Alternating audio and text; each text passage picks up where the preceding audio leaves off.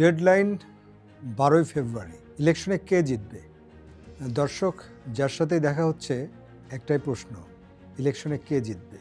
কিন্তু সত্যি বলতে কি, প্রশ্নটা আজ আর শুধু রাজনীতির নয়, এটা সমাজের, এটা মানুষের, এটা জীবনের। দর্শক, শুভ বিকেলবেলা। আমি Jahiduzzaman Sayeed, editor in chief, entrepreneur Bangladesh, আছি আপনাদের সাথে।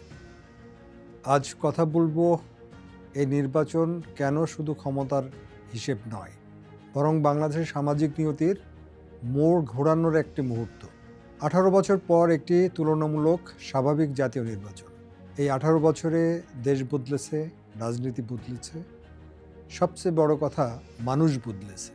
আজকের সেই পুরাতন ভোটার অনেকেই নাই, অনেক পুরানো ভোটার ঝরে গেছে, আবার লাখ লাখ নতুন ভোটার সৃষ্টি হয়েছে। যারা প্রথমবার ভোট দেবেন তাদের কাছে অতীতের গল্পটা খুব একটা গুরুত্বপূর্ণ নয়, গুরুত্বপূর্ণ হলো বর্তমানের বাস্তবতা। নির্বাচন এলেই দর্শক, রাজনীতিবিদদের ভাষা বদলে যায়।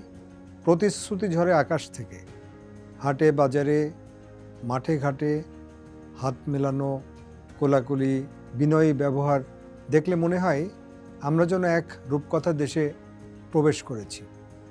সবাই ভালো, সবাই দেবদূত।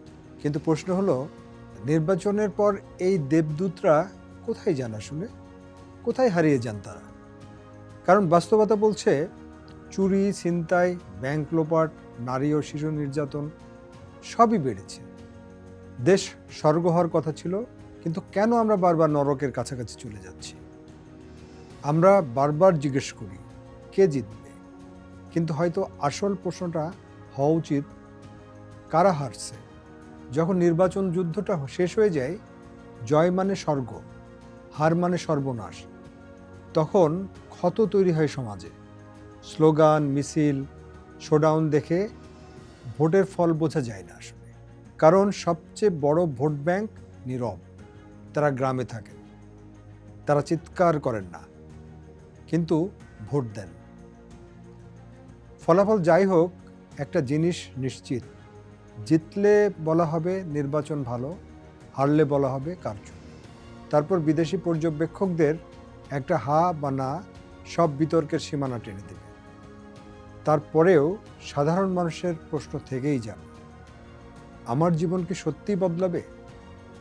ডেডলাইন দর্শক শুধু ভোটের নয়, ডেডলাইন আমাদের ভবিষ্যতের। এই নির্বাচনে কি শুধু একটি দল জিতবে, নাকি সত্যিই জনগণ জিতবে? কমেন্টে লিখুন আপনার প্রত্যাশা কি। ধন্যবাদ, ভালো থাকুন, সুস্থ থাকুন।